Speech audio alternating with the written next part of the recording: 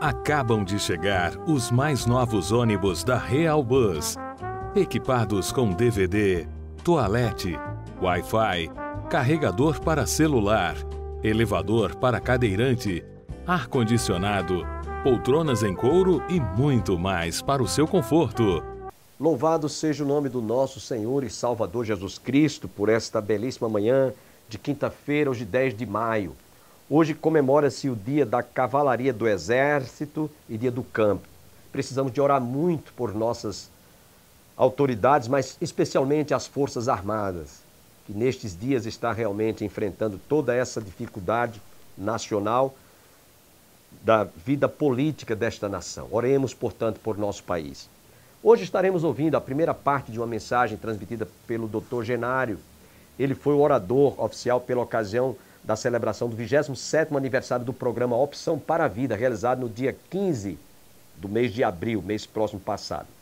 E ouviremos hoje a primeira parte desta mensagem que ele transmitiu naquela noite, onde tivemos também a participação da Orquestra Sinfônica da Assembleia de Deus do bairro do Paulistano, Louvores Eternais. Sem perda de tempo, quero deixá-los agora com a primeira parte desta mensagem ministrada pelo Dr. Genário.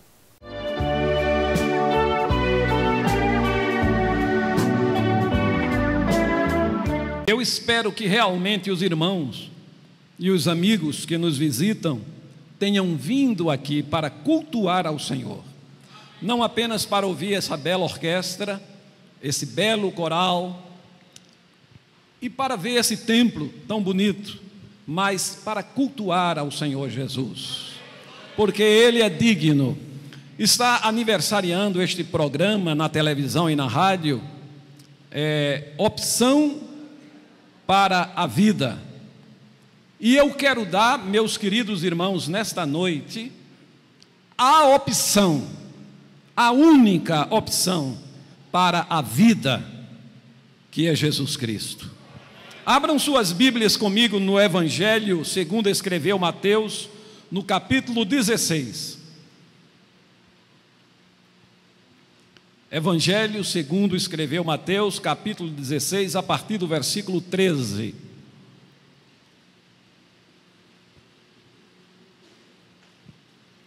Diz assim a palavra de Deus: Indo Jesus para os lados de Cesareia de Filipe, perguntou a seus discípulos: quem diz o povo ser o Filho do Homem?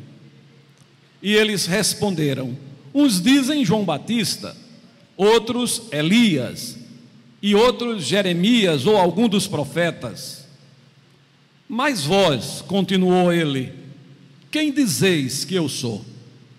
Respondendo Simão Pedro disse: tu és o Cristo, o Filho do Deus vivo.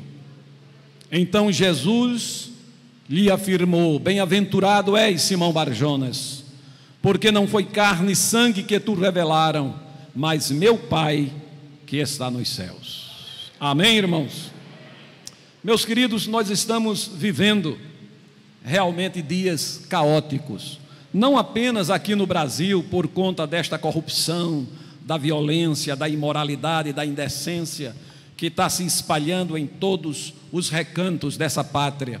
Não há mais tranquilidade. Ainda hoje, conversando com algumas pessoas aqui de Campina Grande, eles diziam que a violência aqui também está muito acirrada, muito exacerbada, muitos crimes, muitos roubos, furtos, homicídios, latrocínios, etc.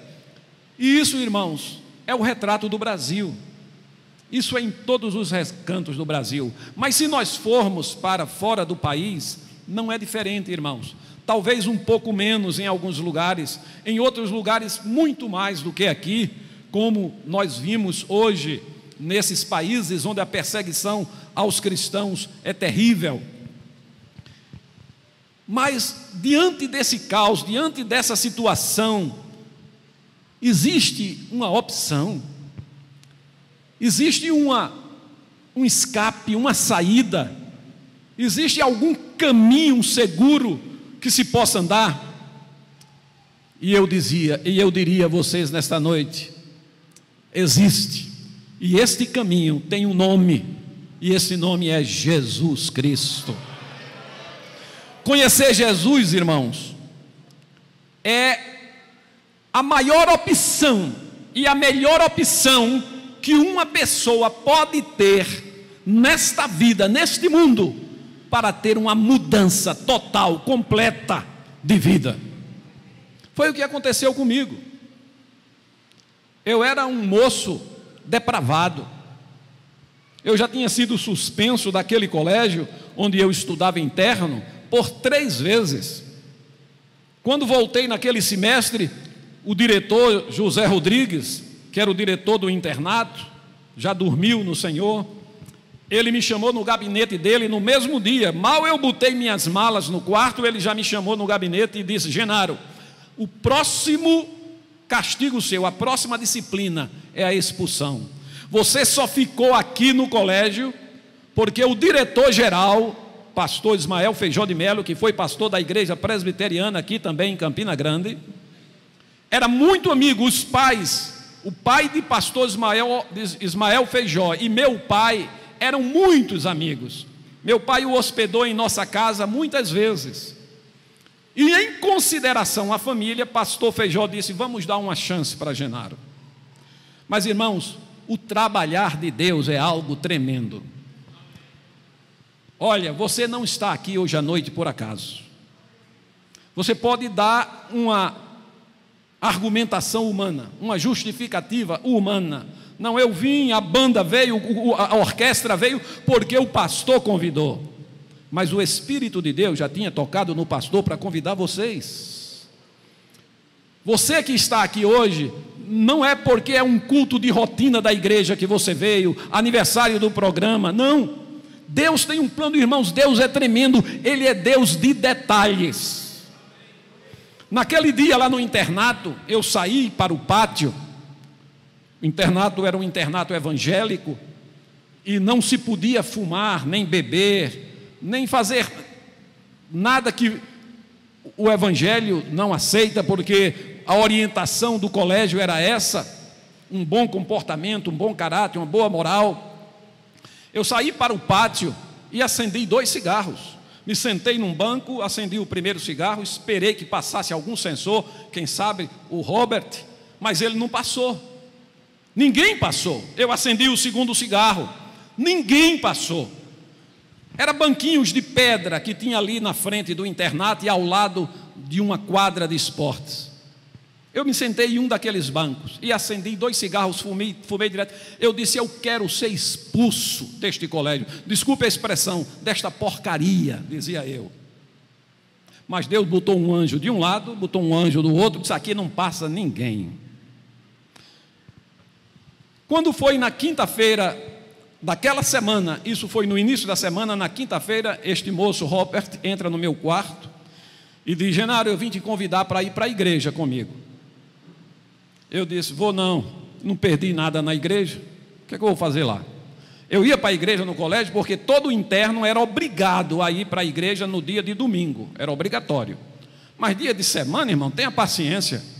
Eu digo: vou nada, Roberto, chame outro. Não, vai, mas eu quero que você vá. Eu não sei porque Deus colocou isso no coração dele. E ele insistiu comigo, eu não aceitei. Ele saiu do quarto, com 5 minutos ele volta. Talvez Robert nem se lembre direito disso, porque quando a gente faz o bem, ou uma coisa assim, a gente às vezes nem grava os detalhes, mas quem recebeu, guarda. Eu guardei. Aí ele disse: Genaro, eu quero você comigo, você vai comigo. Aí eu disse: tá bom, agora tem uma condição. Disse: qual é? Eu vou fumando. Se você permitir que eu... Disse: como é que você me pergunta uma coisa dessa? Você não sabe que eu sou fiscal, sou censor aqui do colégio? Não era nem para você dizer que você tem cigarro aí? Aí eu disse: então chame outro. Aí ele disse: você esconde o cigarro na mão? Eu disse: escondo. Então você vai, agora esconda, porque se for visto, vai se prejudicar eu, que sou censor, e você, que está fumando. Não tem problema não, eu escondo. E assim eu fui para a igreja. Jesus já estava me esperando lá. Entrei na igreja, me sentei ao lado dele. a mensagem, irmãos, era uma mensagem sobre a minha vida.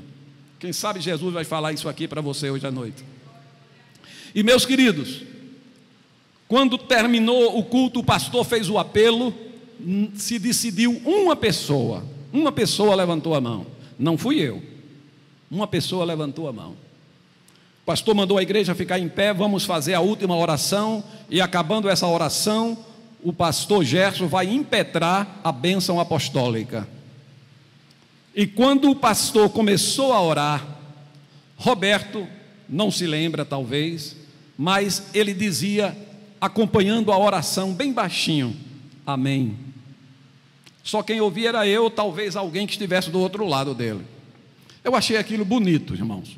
Aí fechei meus olhos e fui fazer a mesma coisa. E quando eu fiz isso, o Espírito de Deus falou comigo e disse, você não pode me louvar com a vida do jeito que está. E eu vi minha vida passar como um filme na parede daquela igreja. De repente eu me via num cacimbão muito grande, e eu tentava agarrar de um lado e do outro e não conseguia, e olhava para baixo, era uma escuridão imensa, e eu dizia para mim mesmo, estou indo para o inferno.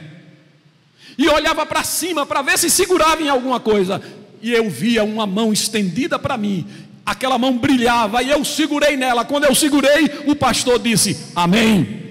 Aí eu tornei, era como se eu tivesse numa visão espiritual, e aí me deu uma vontade de chorar, mas não era um choro de tristeza, era algo de alegria. Naquele momento eu estava me rendendo aos pés de Jesus. O pastor já tinha terminado a oração, a bênção apostólica estava sendo impetrada, e nós saímos da igreja em seguida. Os pastores foram lá para a porta, e quando eu cheguei na calçada, eu disse a Roberto, Robert, a partir de hoje eu sou um crente. Ele olhou para mim, botou a mão no meu ombro e disse, Genaro, você, só eu vendo. Eu disse, você vai ver. Peguei a carteira de cigarro, na mesma hora, botei no chão, pisei em cima, estourei e disse para ele, a partir de hoje, nem fumo, nem dou mais cigarro a ninguém. E desde aquele dia, irmão, Jesus tem me segurado na mão, porque a maior transformação que pode existir na vida de um homem é quando ele encontra-se com Jesus. E é por isso que eu quero falar de Jesus nesta noite. Porque, irmãos, para muitos, Jesus não passa de um divisor de água. Se conta o tempo antes de Cristo e depois de Cristo. Para alguns, é apenas uma citação histórica. Para outros, irmãos, Jesus não passa de mais uma opção de culto. Tanto faz como tanto fez, você pode adorar outro também. Existem alguns que diz que adorar a Jesus é tão válido como adorar a qualquer divindade. Você pode adorar a Hare Krishna, você pode adorar a Maomé, a Alá, você pode adorar a qualquer espírito que eles chamam de luz. Você pode estar onde você estiver, você pode ir lá para a Índia, para Bangladesh, para qualquer lugar onde tem milhares de deuses e você cultuá-los. É por isso que mais do que nunca, irmãos, esta pergunta que Jesus Cristo fez aos discípulos: o que dizem os homens ser o Filho do Homem? Mais do que nunca ele é pertinente hoje, porque o século que nós estamos vivendo é o século do desenvolvimento, da pós-modernidade, é o século da evolução tecnológica, é o século onde as minúcias da mente, do coração. Eu sou médico também, sou urologista, sou presbítero da minha igreja, eu sou membro da Assembleia de Deus, quero que vocês saibam, e sou presbítero lá em Garanhuns. E as pessoas acham, irmãos, hoje, que tanto faz você pertencer a essa ou aquela religião, porque no mesmo momento em que este século é o século da intelectualidade, da ciência, da tecnologia, É o século onde a medicina esquadrinha a mente, vai lá fundo no seu coração. Nós operamos várias coisas hoje de maneira fácil. Eu tenho pouco tempo de profissão, eu tenho 40 anos. Na medicina isso é muito pouco. Mas a evolução da época que eu me formei até hoje, irmãos, é uma coisa tremenda. Cirurgias de próstata, de rim, se faz hoje cirurgia de cálculo renal sem precisar cortar o paciente. Então a evolução é muito grande, mas por outro lado, nós estamos vivendo num século, irmãos, de uma espiritualidade confusa, nebulosa, onde a proliferação, apesar de todos os desenvolvimentos de crendices, a frutificação de superstições, tem mudado, irmãos, tem travestido o evangelho de nosso Senhor Jesus Cristo, tem desfigurado a pessoa de Jesus. Por isso é oportuna essa pergunta: quem é Jesus? Primeira coisa que quero lhe dizer: Jesus não chegou ao mundo por acaso, não foi um acidente histórico. Hebreus no capítulo 10, se você ler, você vai encontrar uma expressão bíblica que o profeta, que o escritor diz, que sacrifícios e ofertas Deus não aceitou, porque sacrifício, irmãos, não é agradável a Deus, não resolve o problema do homem. Se resolvesse, ele estaria até hoje sendo instituído. Aquilo foi apenas uma sombra do que Deus queria fazer pela igreja e pela salvação da humanidade, os sacrifícios lá em Israel.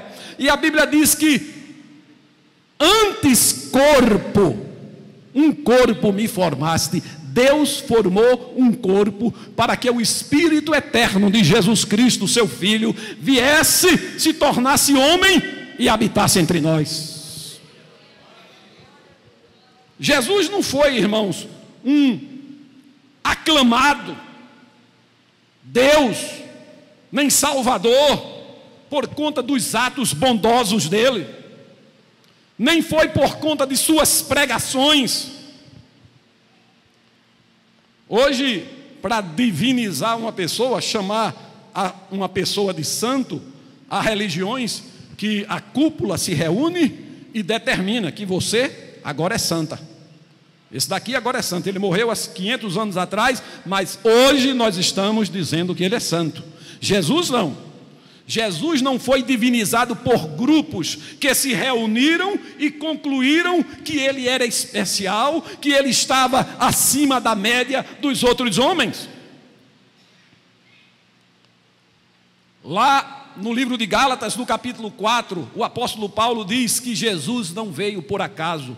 O apóstolo afirma que, vindo a plenitude, o ápice dos tempos, Deus enviou seu Filho, nascido de mulher, nascido sob a lei, para reunir os que estavam debaixo da lei, a fim de recebermos a adoção de filho, na plenitude dos tempos, quando todas as coisas precisavam acontecer. Irmãos, muita gente pensa que para Jesus Cristo voltar, vai ter que ser uma coisa assim, que a gente diga assim, não é realmente agora ele vem. Se fosse assim, todos se preparavam, irmãos. Todos estariam preparados. Está chegando a hora, está perto, como alguns já se arvoraram a determinar o dia da volta de Jesus. Mas Deus sabia que naquele momento, quando todas as circunstâncias eram propícias ao cumprimento das profecias, foi aí, e Deus é quem sabe o tempo certo. A Bíblia diz que foi aí que Jesus Cristo nasceu em Belém da Judeia, nasceu o Senhor Jesus Cristo, nosso Salvador. E na caminhada de Jesus, irmãos, durante os 3 primeiros anos da sua caminhada, os 3 anos, ele viveu 33, mas 3 anos foi o seu ministério, ele causou impressões em diversas pessoas, mas nenhuma das impressões de Jesus foi unânime, nem entre o seu povo havia unanimidade. Ele não preencheu, irmãos, tudo que o seu povo esperava. Um certo servo de Deus, ele disse o seguinte, que Jesus, ele era grande demais para os ideais de Israel, mas grande no sentido de quê? De que ele era humilde demais e manso demais. Grande neste sentido, porque quem quiser ser o maior, seja o menor.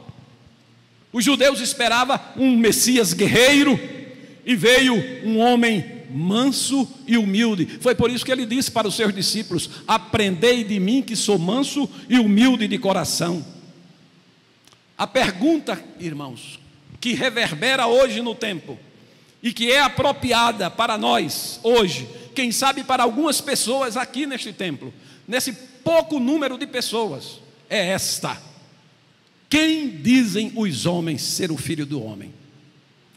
Ele perguntou isso a respeito do que aquelas pessoas que não o seguiam falavam a respeito dele, e depois perguntou para o seu próprio povo, como eu pergunto para vocês hoje: e vós, quem dizeis que eu sou?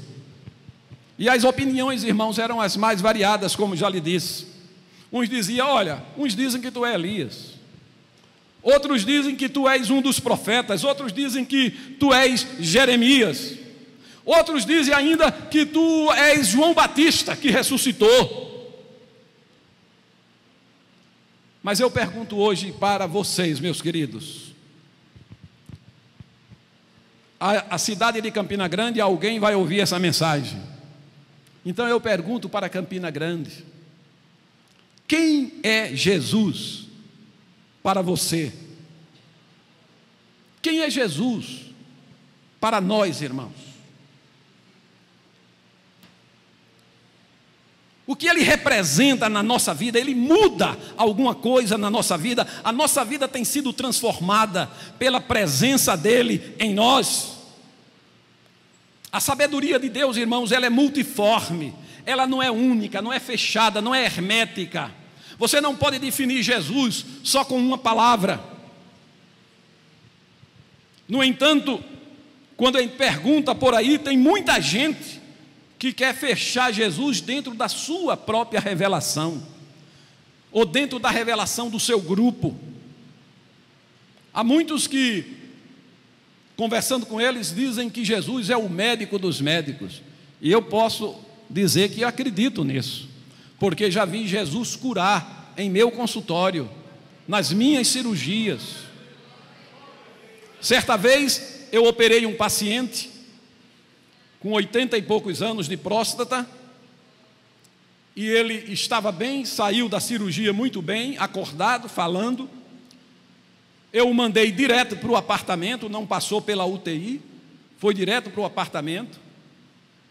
E antes de sair do hospital, eu fui no apartamento, conversei com ele, conversei com a família e saí para trabalhar. Ao meio-dia, quando eu passei, esse homem estava em coma profundo. O médico de plantão havia feito os primeiros atendimentos e ele estava no oxigênio, não falava, não conhecia ninguém, não tinha condições de respirar por ele mesmo, a não ser por aparelhos. E nós chegamos no quarto, muita gente ali na porta do quarto. Eu fiz como Jesus fez, mandei tirar os cambistas, tirar todo mundo. Eu disse: me deixe só com ele. Pedi que a família saísse do apartamento e eu fiquei só com o paciente. Aferi a pressão, olhei os sinais vitais, mandei a enfermeira trazer o prontuário, observei, o médico que tinha atendido ele tinha feito tudo corretamente, não precisava ser acrescentado mais nada. E eu disse assim: só me resta fazer uma coisa que eu sei que ele não fez, é apelar para Jesus. Fechei a porta do carro por dentro, pus a mão na cabeça daquele homem e disse: esteja onde você estiver, chame pelo nome de Jesus. Jesus vai te trazer de volta. Fiz uma oração curta, irmão, não fiz nenhum estardalhaço, nenhuma floreio. Saí daquele quarto, fui para casa, fiz as recomendações devidas e fui almoçar. Almocei, eu tenho o costume de, após almoçar, tirar uma sestazinha, dormir um pouco. A gente que trabalha no interior tem esse privilégio. Quem trabalha na capital não tem, porque não tem tempo nem de voltar em casa para almoçar, tem que ficar pelo trabalho mesmo, almoçar por ali, ou então levar uma marmita. Mas lá em Garanhuns eu tenho esse privilégio, eu vou para casa, almoço, tiro uma sesta, depois volto para trabalhar. Mas nesse dia eu não dormi, preocupado com o paciente. Acabei de almoçar, eu só fiz tirar os sapatos, que eu não gosto de almoçar com o sapato me apertando. Calcei meus sapatos, fui para o hospital. Quando eu cheguei no quarto, quando eu cheguei no corredor, já senti um clima diferente, já não vi ninguém aperreado, com a cara desfigurada. Quando eu abri a porta, irmãos, o homem estava sentado na cama, rindo e conversando. Aí eu olhei para ele, não lembro mais o nome dele, eu disse: seu fulano, o que aconteceu com o senhor? Ele disse: eu não sei, doutor, eu estava num lugar tão distante, e ouvi uma voz dizendo: chame por Jesus, e eu chamei e acordei aqui de novo. Então eu creio que Jesus é médico dos médicos. Ele tem poder para curar. Um dia entrei na casa de um rapaz, que a família dele disse assim: doutor Genaro, nós não somos crentes, mas nós queremos que o senhor ore por ele. A família dele tinha algumas pessoas que eram pacientes minhas, especialmente essa senhora que era irmã dele. Disse: esse meu irmão tem dor de cabeça todo dia. Doutor, eu já levei para neurologista, já levei para tantos médicos, psiquiatra, não resolve. Esse menino, quando vai chegando à tarde, bate uma dor de cabeça que ele fica louco, doutor. A gente tem que empanturrá-lo de medicamentos. E eu queria que o senhor orasse por ele. Aí eu disse: oro. Você crê, meu filho, que Jesus pode te curar? Ele disse: creio, doutor. Eu disse: se ajoelhe. Isso no quarto da casa dele, só eu, ele e a irmã. Aí eu pus a mão na cabeça dele e disse: Jesus, no teu nome, Senhor, eu repreendo essa enfermidade, que ela saia desse moço, nunca mais retorne a ele, que ele sinta paz e ele saiba, Senhor, que foi tu quem curaste, não foi medicamento, não foi médico, Senhor, porque eu estou te pedindo como teu filho, cura. Terminou a oração, não aconteceu nada, viu, irmãos? O rapaz levantou com dor de cabeça. E eu fui embora. Um ano depois, eu vou andando na Avenida Santo Antônio, Robert conhece, lá em Garanhuns. Quem eu encontro? Esta moça. Doutor Genaro, como vai o senhor? Doutor, o senhor se lembra que o senhor foi lá em casa e orou para o meu filho? Eu disse: aonde? Ele disse: lá no distrito de Miracica. É um povoado que tem em Garanhuns. Eu disse: lembro. Como vai seu irmão? Ele disse: nunca mais teve dor de cabeça, doutor, até hoje. Porque Jesus cura. Mas hoje, irmãos, há igrejas erguidas neste aspecto, onde só se fala em cura, onde existe quase que uma concorrência para ver onde é que Jesus cura mais.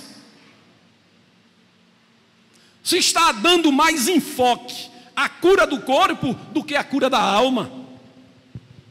E quando este fenômeno ocorre, irmãos, o evangelho sai do prumo, sai do esquadro, porque se passa a se pregar mais sobre coisas, sobre igreja, do que sobre Jesus. E a opção que eu dou para vocês hoje não é igreja, é Jesus. Agradeço a você que esteve conosco, tanto na TV Maior, como na TV Master, TV Canal a cabo, TV a cabo, Canal 20 e também no YouTube. Deus os abençoe grandissimamente, tenham todos um dia abençoado e até o nosso próximo programa, se Deus quiser.